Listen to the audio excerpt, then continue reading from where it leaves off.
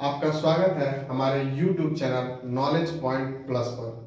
और आज हम पढ़ने वाले हैं बायोलॉजिकल क्लासिफिकेशन के बारे में।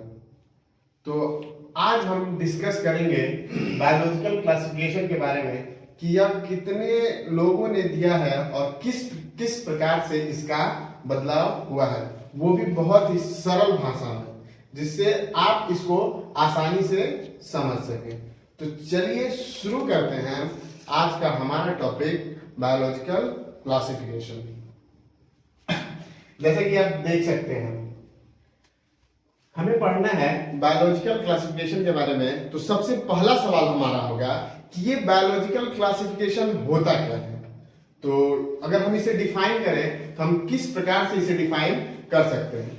तो हम कहेंगे कि बायोलॉजिकल क्लासिफिकेशन एक साइंटिफिक प्रोसीजर है। क्या है वो? एक साइंटिफिक प्रोसीजर है कि ऑर्गेनिज्म को वो अरेंज करे उनके ग्रुप्स और सब ग्रुप में, उनके ग्रुप्स और सब ग्रुप में। तो हमारा सवाल उठता है फिर से कि क्यों हमें उसे सब ग्रुप में डिवाइड करना चाहिए या उसे किसी न किसी ग्रुप में रखना चाहिए। हम तो ऐसे भी कर सकते हैं, नहीं, ये हम नहीं कर सकते क्योंकि यह हमारे लिए बहुत टफ हो जाएगा। एक एग्जांपल देके मैं आपको बता रहा हूं। आप इमेजिन करिए कि एक पूरा एनवायरनमेंट है, अच्छा खासा एनवायरनमेंट है, अभी शादियों का सीजन चल रहा है। तो आप इमेजिन करिए कि आप किसी शादी में गए हो, जाहिर सी बात है वो आपकी अपनी नहीं होगी, आप घूमने जा रहे हो। तो आप शादियों के सीजन के दौरान किसी की भी जनरली मैं किसी की भी शादी की बात कर रहा हूँ, आपके मामा का हो सकता है, आपके चाचा का हो सकता है, आपकी मौसी का हो सकता है, या किसी की भी हो, किसी का भी हो सकता है, आपके दोस्त का हो सकता है, चाहे जिसका भी हो। इमेजिन करो, बस आप इमेजिन करना कि आप एक शादी के सीजन में गए और सडनली किसी के ऊपर आपकी अचानक से नजर पड़ी। क्या हुआ कि सडनली आपने उसको देखा और जैसे ही आपने उसको देखा वो फिर से कहीं भीड़ में गुम हो गया। तो आप उस कंडीशन में क्या करोगे? अगर वो व्यक्ति इंपॉर्टेंट है तो आप उसे ढूंढोगे कैसे? वो बहुत मुश्किल हो जाएगा उसे ढूंढना। इसी कारण से अब जैसे बहुत सारे शादियों में ऐसा होता है कि बहुत सारे लड़के जाते हैं, लड़कियां आती हैं, वहां पे बहुत सारे रिश्तेदार भी आते हैं। तो उनमें कितने लोग तो पहचान कर पाते हैं, कितने लोग पहचान ही नहीं कर पाते कि वो क्या चल रहा है, कैसे वो हो रहा है। तो मोस्टली इंपॉर्टेंट ये होता है कि पहला कारण ये है हमारा कि हमें किसी चीज को आइडेंटिफाई करना हो तो हमें उसके बारे में जानना पड़ता है। और क्लासिफिकेशन यानी कि वर्गीकरण वो तरीका है जिसमें आप एक क्रमबद्ध तरीके से किसी के भी बारे में जान सकते हो। शादी में गए, आपने किसी को देखा, तो फिर आप अपने दोस्त से पूछोगे, यानी कि आप प्रोसेस आपका वहीं से शुरू होगा। आप अपने दोस्त से पूछोगे कि अरे वो कौन है, तो वो बताएगा कि अरे वो तो मेरे चाचा के, मामा के, मामी की, कोई भी, या लड़का हो या लड़की हो। अच्छा ये है। तो फिर आपका अगला सवाल होगा कि उसका घर कहाँ है, वो कहाँ रहती है, या फिर वो कहाँ रहता है। ये सवाल आप उससे पूछोगे, लेकिन एक सीक्वेंस में। पहले आपने उसको देखा, फिर अपने दोस्त से पूछा, अब जाहिर सी बात है। और वहां पे कई सारे ग्रुप्स होंगे।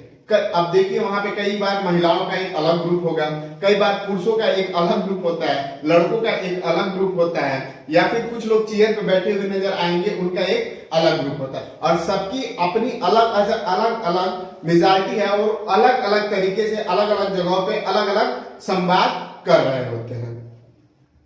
तो देखिए, ये बाय नेचर कह लो या फिर ऐसे कह लो कि ये डिफॉल्ट सेटिंग है। अगर वो मानव है, अगर वो इंसान है, अगर उसमें थोड़ी सी भी सेंस है, तो उसकी डिफॉल्ट सेटिंग है वो किसी भी चीज को क्लासिफाई जरूर करेगा, उसका वर्गीकरण जरूर करेगा, ताकि वो आइडेंटिफाई कर सके। क्या कर सके? उसको आइडेंटिफाई कर सके कि हाँ इस ग्रुप का एनिमल्स है तो इस ग्रुप में होने चाहिए। वो उनके बेसिक कैरेक्टर पर जो उनके गुण हैं, अवगुण हैं, उसको सामने रख के और उसका वर्गीकरण किया गया था। अब कौन कौन से थे? पहला कि उनको आसानी से, पहले इसे ये होगा कि हमारी सुगमता बढ़ जाएगी। सुगमता का मतलब ये है कि हम उसको आसानी से पढ़ लेंगे।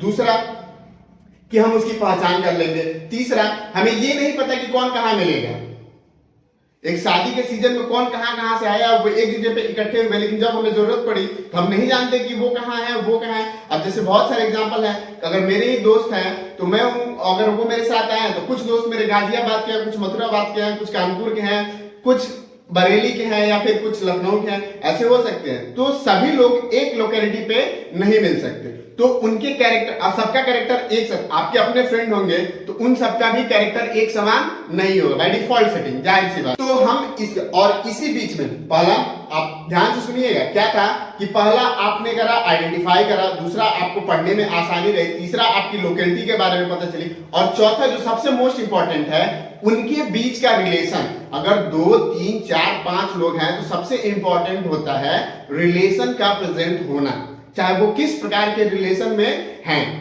चाहे हमारा रिलेशन हो। अब रिलेशन आपके अलग अलग, आपके मम्मी पापा के साथ कैसा रिलेशन है, आपके भाई बहन के साथ कैसा रिलेशन है, या तो आपका आपके गर्लफ्रेंड के साथ कैसा रिलेशन है, या गर्लफ्रेंड का आपके बॉयफ्रेंड के, सॉरी गर्लफ्रेंड का उसके बॉयफ्रेंड के साथ कैसा रिलेशन है, या यहाँ पे रिलेशन के, तो वो सब हमें एक क्लासिफिकेशन के दौरान, हम एक बार में उसको नहीं स्टडी कर सकते, हम धीरे धीरे करके करेंगे तो ही पता चल पाएगा। तो ये हुआ हमारा बायोलॉजिकल क्लासिफिकेशन, मींस कि इसमें हम क्या करेंगे, समरी करते हैं इस चीज का, कि हम साइंटिफिक प्रोसीजर के हिसाब से जितने भी एनिमल्स हैं, एनिमल्स का मतलब मैंने लास्ट वीडियो में बताया था कि हम एनिमल्स का मतलब जीवधारी से ले रहे हैं, यानी जीवधारी से, और इसमें प्लांट की भी बात कर रहे हैं, और इसमें हम जानवर की भी बात कर रहे हैं, यानी दोनों को हम समाहित रूप से ही बात कर रहे हैं। और तब हम बता रहे हैं कि किन किन रूपों में इनको हम क्लासिफाई कर सकते हैं, जिससे हमें इनके बारे में जानने में आसानी हो, यानी ये कुल मिला जुला के हमारे काम को आसान करने के लिए क्या, इसकी शुरुआत शुरू से ही हो गई थी, यानी आदिकाल से ही कह लो, जब से हम पैदा हुए तभी से हम क्लासिफाई कर रहे हैं। मैं अभी बोला था, अभी भी बोल रहा हूं कि ये डिफॉल्ट सेटिंग है। तो फिर तो सबसे पहले साइंटिफिक रूप से अगर किसने करा तो हम बात करते हैं अरस्तु की। सबसे पहले बात जिसको कहा जाता है कि फादर ऑफ बायोलॉजी, ये कौन है कि ये फादर ऑफ बायोलॉजी हैं। इन्होंने क्या करा कि सभी चीजों को, सभी जो प्रेजेंट है उनको 2 पार्ट में डिवाइड करा। पहला एक जीव विज्ञान में, दूसरा एक वनस्पति विज्ञान में, यानी एक उनका था जंतु और दूसरा उनका था वनस्पति।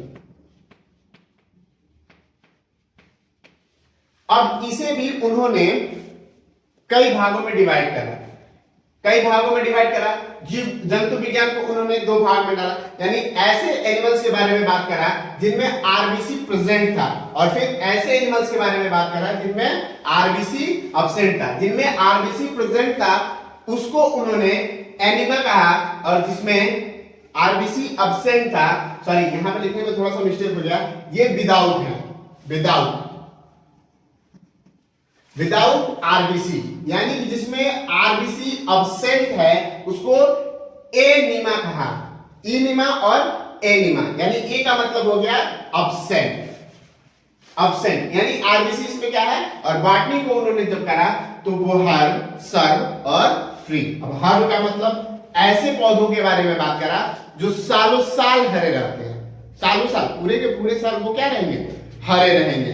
जैसे आप कह सकते हो घास है, वो पूरा का पूरा जिसमें तना नहीं बनता, सॉरी तना तो सर्फ में भी नहीं बनेगा, तो बहुत छोटा, मतलब एक पेड़ के रूप में आउटर कवरिंग एरिया वो सब नहीं कवर करते हैं, तो उनमें दूसरा उन्होंने जो कैटेगराइज करा वो सर्व में, जिसको हम झाड़ी कहते हैं, बुशेज, झाड़ियां। आपने देखा होगा, आप तुलसी का पौधा देख सकते हो, या दूसरा आप सरसों का पौधा देख सकते हो, उसके तने बहुत पतले होते हैं, क्या होते हैं, बहुत। इनको उन्होंने झाड़ियों की कैटेगरी में रखा, और तीसरा रखा था ट्री की कैटेगरी में। तीसरा था ट्री, यानी कि बड़े बड़े पेड़ जिनमें अच्छी ग्रोथ हो, तना का संपूर्ण विकास हो, और फिर वो एक पेड़ के रूप में परिवर्तित हो। तो अरस्तु यानी जिन्हें हम फादर ऑफ बायोलॉजी कहते हैं, ये क्वेश्चन बनता है कि who is the father of biology, यानी जीव विज्ञान के पिता का दर्जा किसे मिला है। तो आप चाहे तो नोट कर सकते हैं अरस्तु, या आपको पता भी होगा, ये बहुत सारे एग्जाम में कॉमनली क्वेश्चन है, पूछा जाता है, और यहाँ पे भी आपको ऐसे क्वेश्चन मिल जाएंगे जो आपके लिए बहुत ही इंपॉर्टेंट है।